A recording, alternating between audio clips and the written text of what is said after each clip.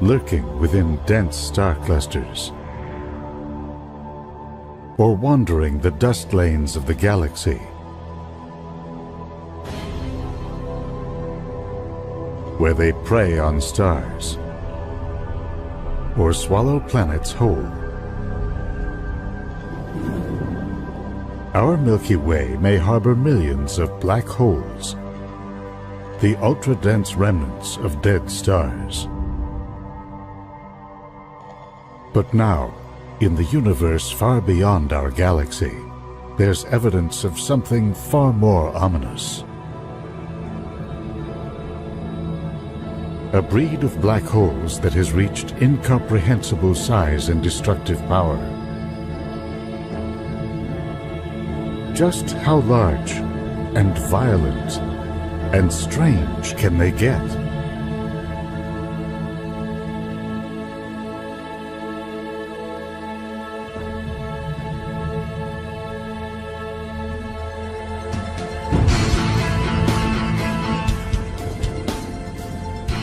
A new era in astronomy has revealed a universe long hidden to us.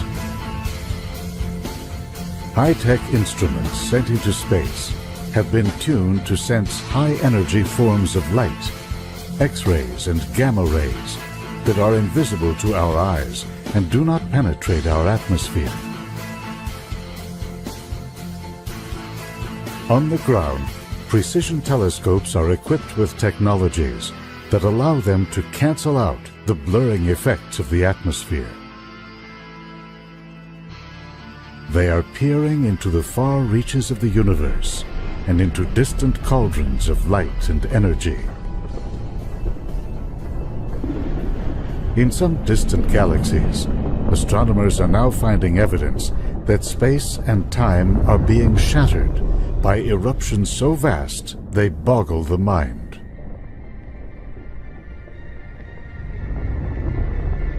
We are just beginning to understand the impact these outbursts have had on the universe, on the shapes of galaxies, the spread of elements that make up stars and planets, and ultimately, the very existence of Earth. The discovery of what causes these eruptions has led to a new understanding of cosmic history. Back in 1995, the Hubble Space Telescope was enlisted to begin filling in the details of that history. Astronomers selected tiny regions in the sky between the stars.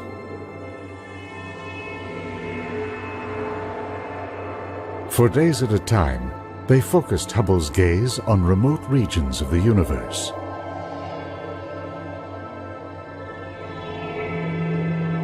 These Hubble Deep Field images offered incredibly clear views of the cosmos in its infancy.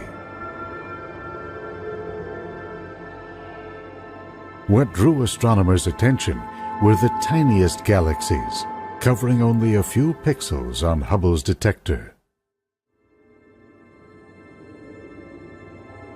Most of them do not have the grand spiral or elliptical shapes of large galaxies we see close to us today. Instead, they are irregular, scrappy collections of stars. The Hubble Deep Field confirmed a long-standing idea that the universe must have evolved in a series of building blocks, with small galaxies gradually merging and assembling into larger ones. You can see evidence of this pattern by looking out into the universe. Many galaxies are gyrating around one another. Some are crashing together, others ripping each other apart.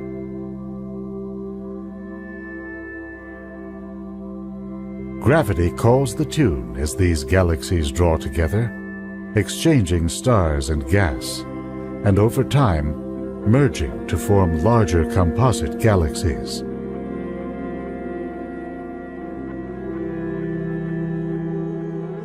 This came to be known as the hierarchical picture of cosmic history, in which the universe evolved from the ground up, with its structures growing larger and larger over time.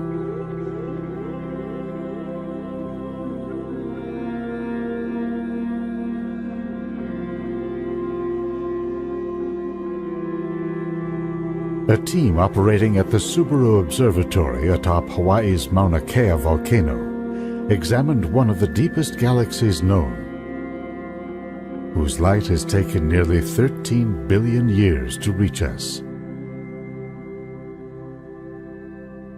It was a messenger from a time not long after the universe was born. This object is known as a quasar, short for quasi-stellar radio source.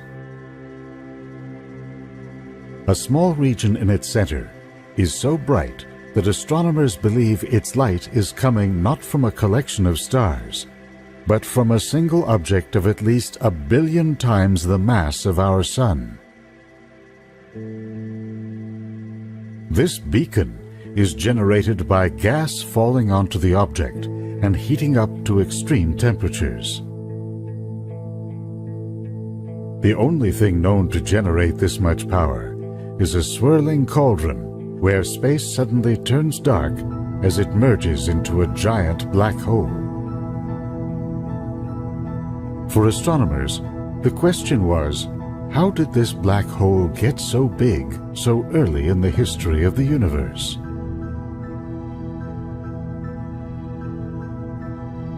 It likely got its start in an early generation of stars, often known as population 3 stars.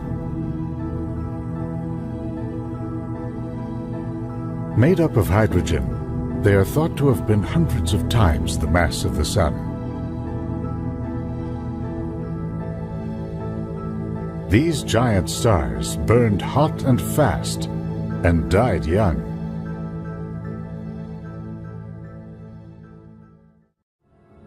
A star is like a cosmic pressure cooker.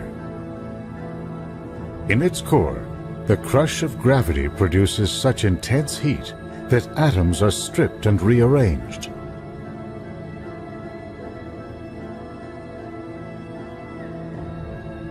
Lighter elements like hydrogen and helium fuse together to form heavier ones like calcium, oxygen, silicon, and finally iron. When enough iron accumulates in the core of the star, it begins to collapse of its own weight. That can send a shock wave racing outward that literally blows the star apart in a supernova.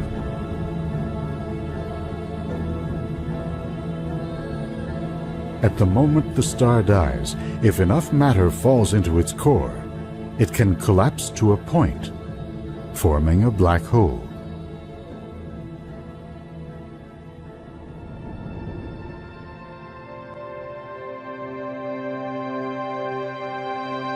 The first generations of stars and black holes burst onto the cosmic scene in a time of incredible turbulence.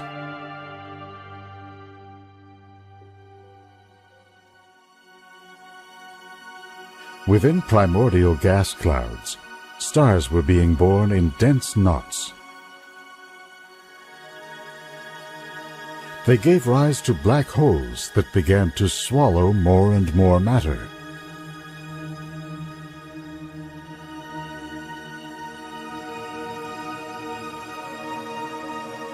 A computer simulation of the early universe shows just how quickly these voracious monsters were able to grow.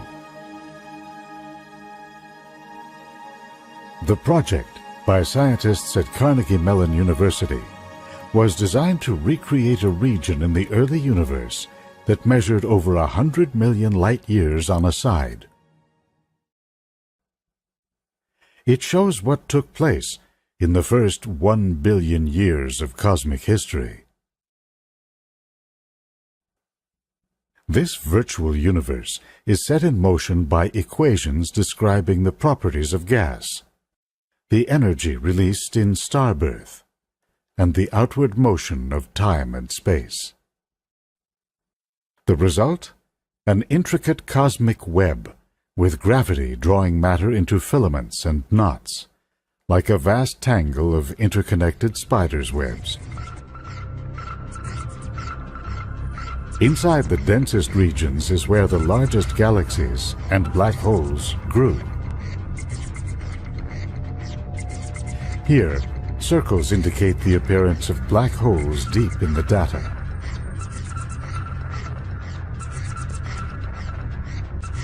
As they gain weight by eating up their surroundings, the circles grow larger. A few in the largest galaxies reach ultra-massive proportions, billions of times the mass of the Sun. These black holes were not just swallowing gas.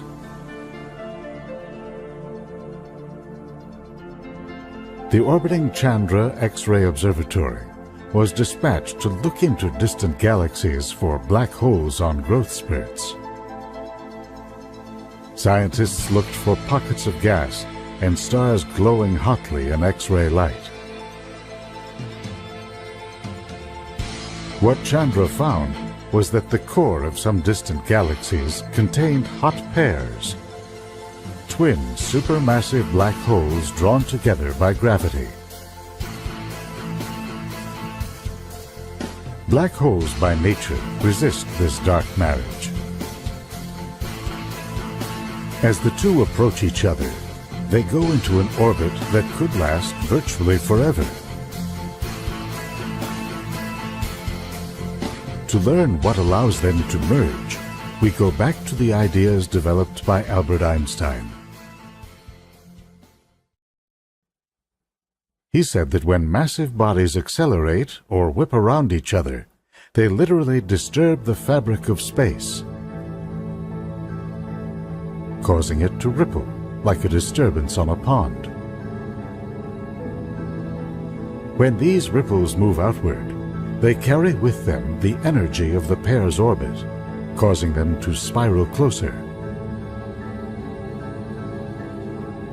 When this dance of death comes to an end, that's when the pair joins together to form a larger black hole.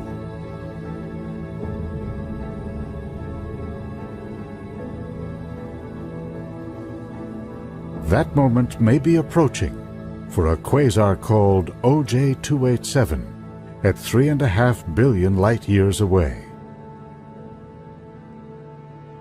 Flare-ups in the surrounding region have led astrophysicists to conclude that another black hole is flying around it.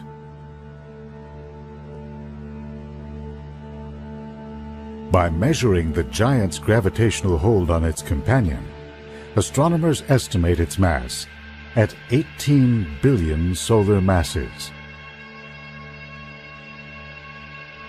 For a time, OJ-287 was the largest black hole ever detected. It no longer is. Deep in the heart of the Coma Galaxy Cluster, a mere 321 million light-years away, lies a giant elliptical galaxy known as NGC 4889. Astronomers used several large telescopes to measure the speed at which stars are orbiting around the center. They used that data to calculate the mass of the central object. A whopping 21 billion solar masses, give or take a few billion. Theoretically, there are no limits to how much weight a black hole can gain.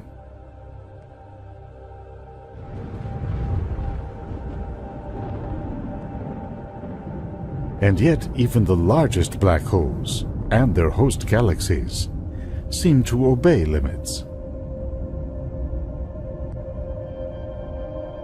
What holds them back has to do with the way clusters of galaxies evolve, a pattern long noted by scientists.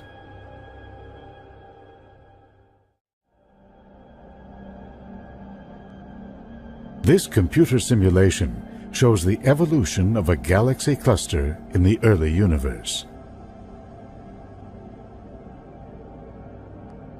The gravity of the entire region draws small galaxies by the thousands, along with great streams of gas into the center. So why doesn't the central galaxy and the black hole that resides within it capture all this matter? Why don't they swallow the entire cluster? You can see the answer in a region called MS-0735. At 2.5 billion light-years away, it appears in visible light to be a typical galaxy cluster. In X-ray light, you can see that it's enveloped in a cloud of hot gas, measured at nearly 50 million degrees. Hollowed out of this cloud are two immense cavities, up to 600,000 light-years across. That's enough room in each to stuff 600 galaxies the size of our Milky Way. Now add in a radio image of the cluster. You can see two vast streams of matter pushing out from the center. That's a giveaway that the cavities were formed by an eruption in the core of the giant central galaxy. Two jets shooting out of a central black hole have launched blast waves that plowed through the gas that makes up the intergalactic medium.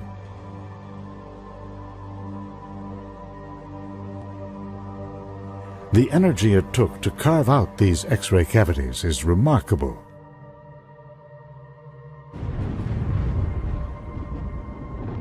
The equivalent of several billion supernovae, according to one calculation.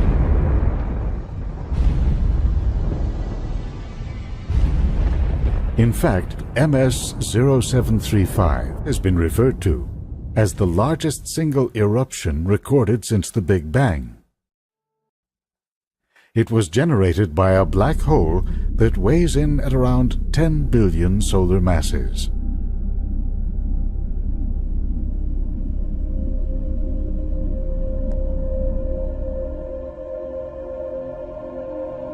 Black hole jets like this have been seen all around the universe, including in our own cosmic neighborhood.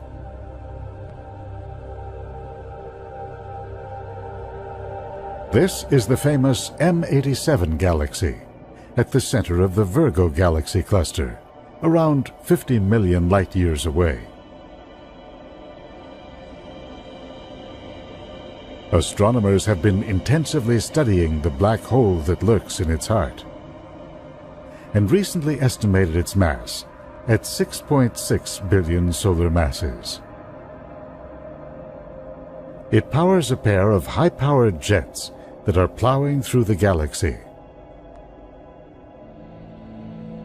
But how does a black hole, a creature famous for hiding in the dark, emit this much energy? Think of a black hole as the eye of a cosmic hurricane, kept rotating by all the stars, gas, and other black holes that fall into it. As this matter flows in, it forms a spinning donut-like feature called an accretion disk, which works like a dynamo.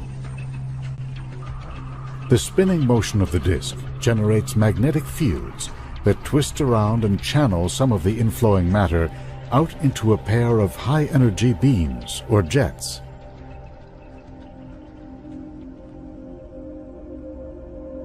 How much energy depends on the black hole's gravity and how much matter has already crashed through the event horizon.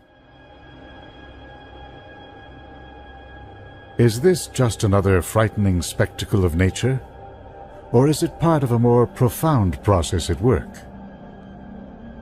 The largest black holes in the universe probably rose between 10 and 12 billion years ago, the age of the quasars. By releasing energy in the form of jets, they heated up their surrounding regions. This prevented gas from collapsing into the central galaxy and allowed smaller galaxies on the periphery to form and grow. But the impact of the black holes did not stop there.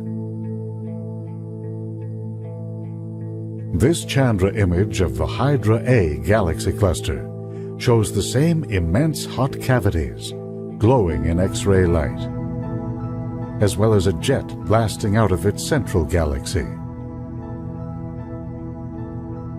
Gas along the edge of the jet was found to contain high levels of iron and other metals, probably generated by supernova explosions in the center.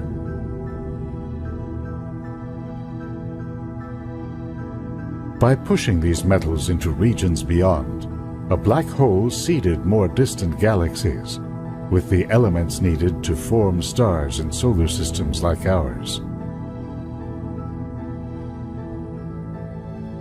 The black holes in these more remote galaxies then seeded their own environments.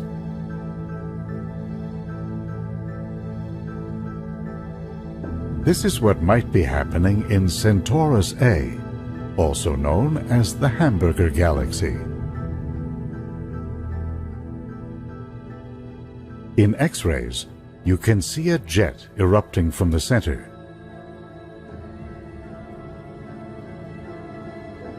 Peering through the dense dust lanes that dominate our line of sight, astronomers have come to believe that it's actually two galaxies in the act of colliding. This computer simulation shows the effect of such a merger on black holes.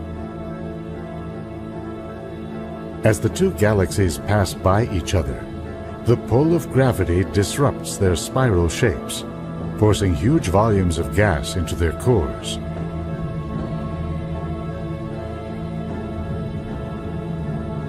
As the black holes begin to feed, they emit blast waves that push much of the loose gas out beyond the boundaries of the new galaxy.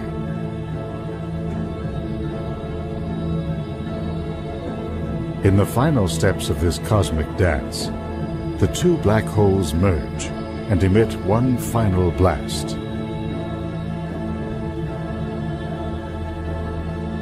To think that our Earth, our solar system, ourselves, are the beneficiaries of these faraway monsters. The largest black holes have played dual roles in a great cosmic struggle.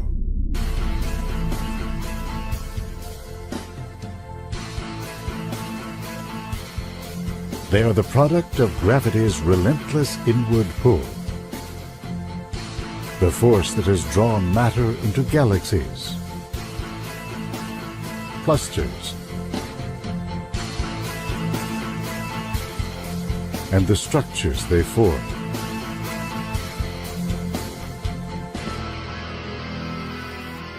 But with their incredible power, they emit energy that pushes back on gravity.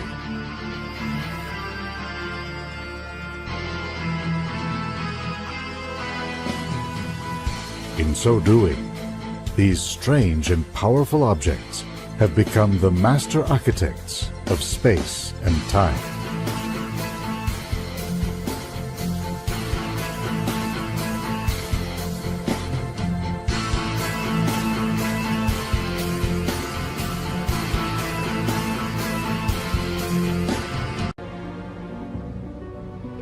In modern times, we built giant telescopes that have allowed us to cast our gaze deep into the universe. Astronomers have been able to look back to near the time of its birth. They've reconstructed the course of cosmic history in astonishing detail. From intensive computer modeling and myriad close observations, they've uncovered important clues to its ongoing evolution. Many now conclude that what we can see, the stars and galaxies that stretch out to the limits of our vision, represent only a small fraction of all there is. Does the universe go on forever? where do we fit within it? And how would the great thinkers have wrapped their brains around the far-out ideas on today's cutting edge?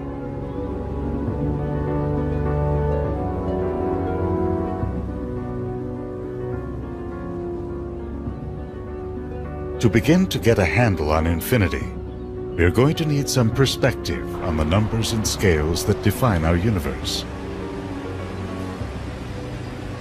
One place to start is a narrow side street in Charles Dickens' London. A curiosity shop, fictional to be sure. Here you can find an unparalleled collection of stuff. Old shrunken heads, manuscripts, newspapers, books, and rare examples of impressively large numbers. From Zimbabwe comes a $100 trillion note.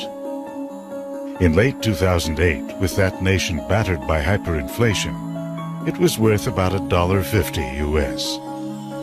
Go up 2 orders of magnitude to something decidedly more useful.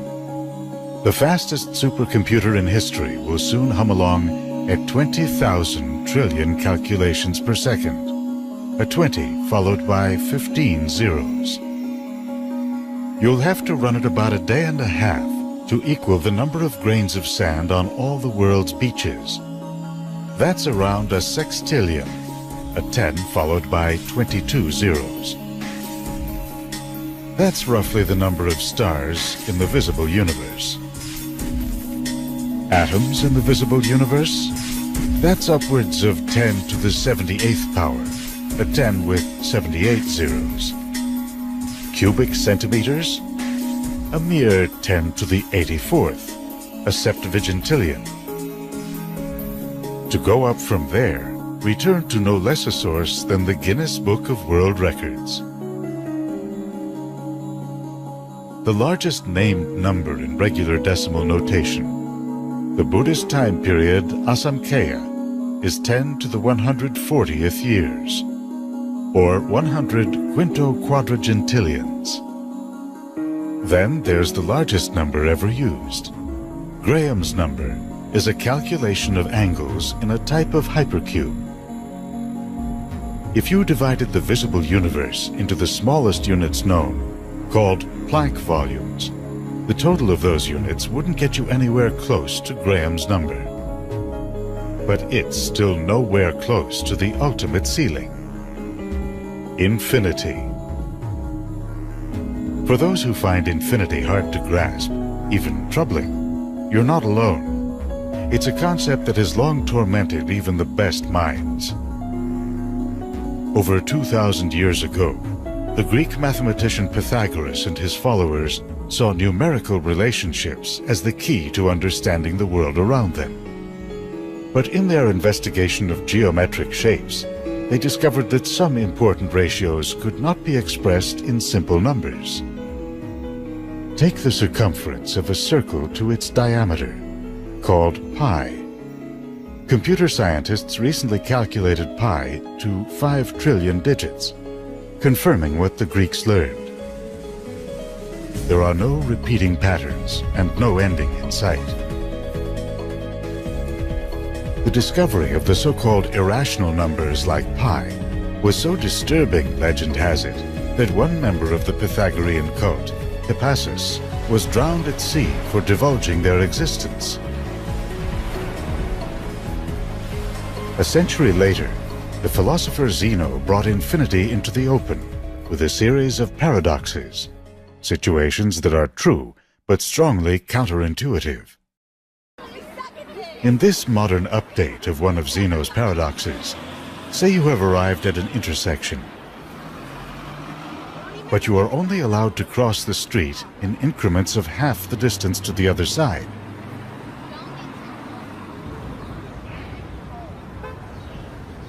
So to cross this finite distance, you must take an infinite number of steps. In math today, it's a given that you can subdivide any length an infinite number of times, or find an infinity of points along a line.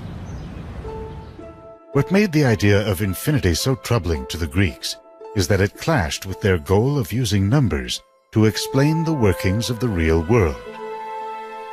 To the philosopher Aristotle, a century after Zeno, infinity evoked the formless chaos from which the world was thought to have emerged, a primordial state with no natural laws or limits, devoid of all form and content. But if the universe is finite, what would happen if a warrior traveled to the edge and tossed a spear? Where would it go? It would not fly off on an infinite journey, Aristotle said. Rather, it would join the motion of the stars in a crystalline sphere that encircled the Earth. To preserve the idea of a limited universe, Aristotle would craft an historic distinction. On the one hand, Aristotle pointed to the irrational numbers such as pi. Each new calculation results in an additional digit, but the final number in the string can never be specified. So Aristotle called it potentially infinite. Then there's the actually infinite. Like the total number of points or subdivisions along a line. It's literally uncountable. Aristotle reserved the status of actually infinite for the so-called prime mover that created the world and is beyond our capacity to understand. This became the basis for what's called the cosmological or first cause argument for the existence of God. Another century later, Archimedes incorporated actual infinity into measurements of curved lines and volumes. His method boils down to a process of summation. Place a triangle inside a circle, turn it into a square, then a pentagon, and so on. As the number of sides increases to infinity, their combined lengths equal the circumference of the circle. By slicing and dicing curves into an infinite number of straight lines, he was able to compare a variety of curves, areas, and volumes. Archimedes anticipated techniques developed 2,000 years later. And yet his ideas on infinity did not carry forward due to what the author David Foster Wallace described as a mathematical allergy that developed in response to Aristotle's potential infinity. It was Aristotle's ideas that passed into the Christian era, along with his cosmology, with Earth seated firmly at the center. That view was not universal. Islamic, Hindu, and even some Western thinkers posed alternate views that included infinite space. In European circles, the issue of infinity resurfaced during the Renaissance. In 1543, the Polish astronomer Nicholas Copernicus argued that Earth orbits the Sun, not the other way around. The old Greek spheres began to fall by the wayside when a distant supernova, then a comet, were spotted by the astronomer Tycho Brahe. These objects seemed to behave independently of the other stars. A monk named Giordano Bruno inflamed the issue by traveling Europe at the height of the Inquisition to proclaim an infinite universe. In the year 1600, he was burned at the stake for this and other heresies. Just 9 years later, in 1609, Galileo Galilei used the first astronomical telescope to show that the universe is much larger than we thought. In later writings, he even sought to discredit the distinction between potential and actual infinity. Galileo was forced to recant, and the old Aristotelian view held sway. Any attempt to assign a value to infinity, in numbers or in nature, was doomed, for that was the unique province of God. Finally, at the end of the 19th century, the mathematician Georg Cantor sought once and for all to divorce metaphysics from the abstract pursuit of math. Infinity, he wrote, had to be studied without arbitrariness and prejudice. he became known for folding finite and infinite numbers into a unified theory of number sets, considered a foundation of modern math. One of his defenders used a paradox to show how infinite sets are subject to concrete comparisons. Say you've come to stay at this grand hotel. You're in luck because here there is an infinite number of rooms. Oddly enough, you learn there are no vacancies.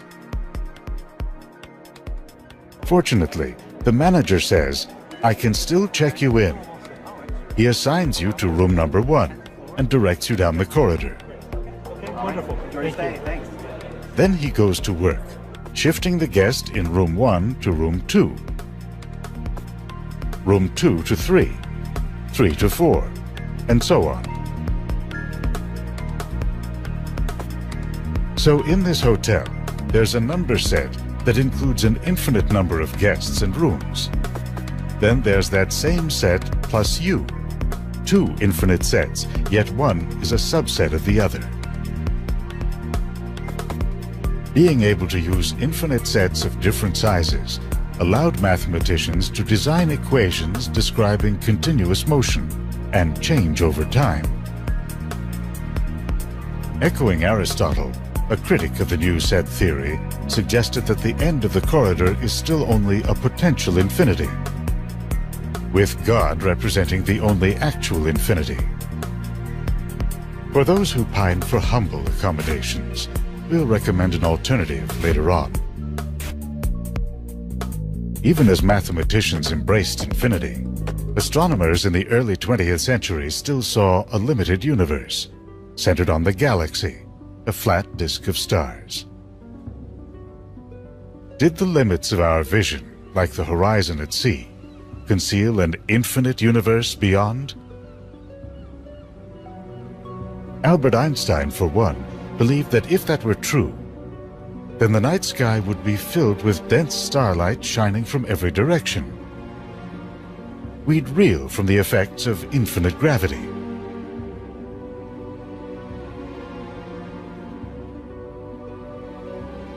Arguing for a finite universe, he described a people living on the 2D surface of a sphere. To them, a beam of light moving through space would appear to go straight on an infinite journey. In fact, it follows a path determined by the overall gravity of the universe and curves back around.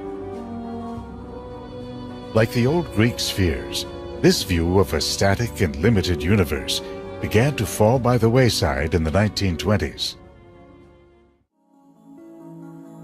Edwin Hubble and Milt Humason used the new 100-inch telescope on Mount Wilson in California to look at mysterious fuzzy patches of sky called nebulae. They found that these patches were galaxies like our own, and that some were very far away. What's more, they found that most are moving away from us. The farther out they looked, the faster the galaxies are moving. This fact, known as Hubble's law, led to an inescapable conclusion that the universe is expanding. Furthermore, if you run the clock back on this expansion, it appears that it all began in one singular moment. That moment has traditionally been described as an explosion. A Big Bang. How large the universe has gotten since then depends on how long it's been growing and how quickly.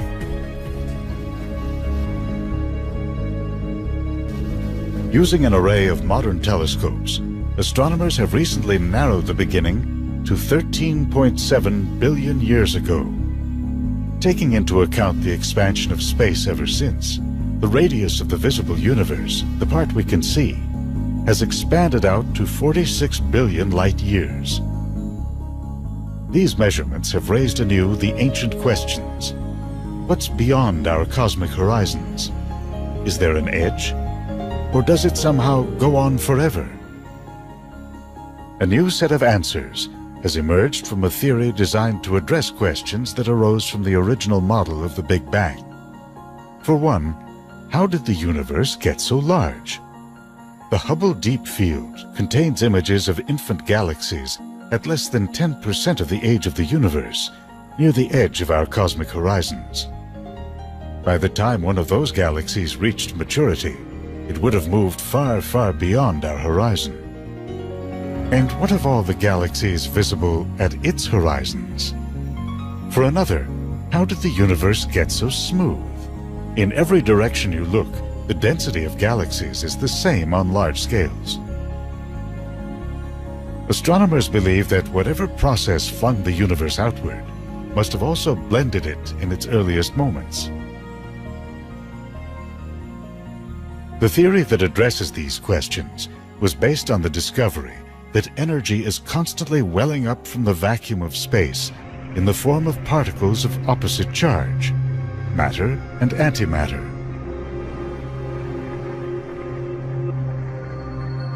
The idea is that in primordial times, an energy field embedded in this so-called quantum vacuum suddenly moved into a higher energy state, causing space and time to literally inflate.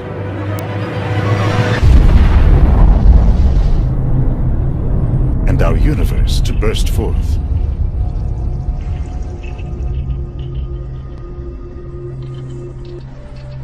If this theory is right, then our universe is incomprehensibly large. Its author, the scientist Alan Guth, wrote that the universe as a whole would have grown to at least 10 billion trillion times the size of our visible patch. That's a 10 followed by 23 zeros. If you think that's big, a variation on the theory describes the origin of our universe as a physical process that exists far beyond it, out into the seemingly infinite void that had confounded Aristotle and other Greek thinkers.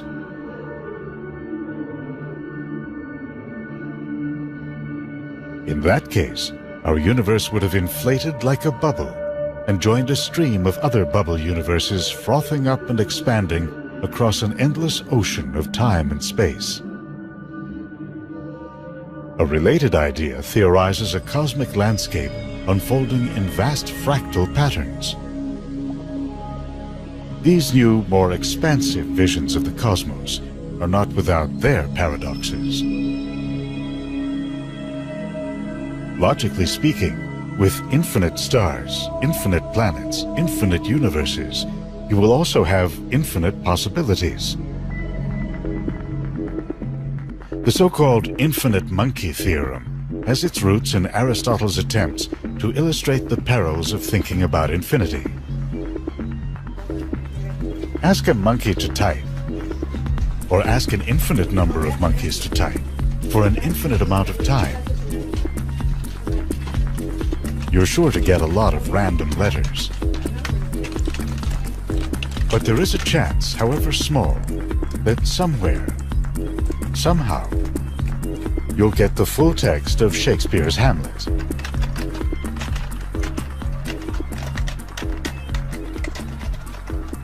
It's clearly absurd. Then again, consider the increasingly strange nature of our universe, as suggested by some new observations. This is where we draw your attention from the famous Hotel Infinity to a less well-appointed alternative.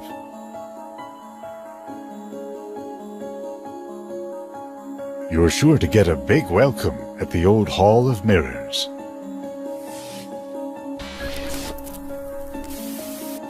This ramshackle place would have thrown even the great thinkers for a loop. It represents a kind of optical illusion that may be present in our view of deep space, according to a new interpretation of data from one of the most important space satellites ever launched. WMAP was sent out to make precision measurements of radiation left over from a period about 300,000 years after the Big Bang. It revealed an intricate pattern of hot and cold spots, now thought to represent the seeds of the galaxy filaments and walls seen on large scales. The pattern was laid down by pressure waves that ricocheted through the expanding gas of the early universe. One group of scientists, looking at the sizes of these waves, suggested that some are actually mirror images of themselves. From this, they argue that the universe could be much smaller than we think. That's not the only strange new line of evidence. Tracking the movement of distant galaxies, astronomers found huge clusters moving at about 2 million miles per hour in the direction of the constellation Centaurus. With the results published in a top scientific journal, the astronomers describe an immense gravitational presence that may loom beyond our visible horizon, perhaps another universe that inflated near our own. Ideas like these may well have led to imprisonment or death in centuries past. Now they're a part of a field of study that is bursting with data and ideas. Cosmology, the study of the universe as a whole, has long been infused with metaphysics and philosophy. Today, it's steadily merging into the physical sciences.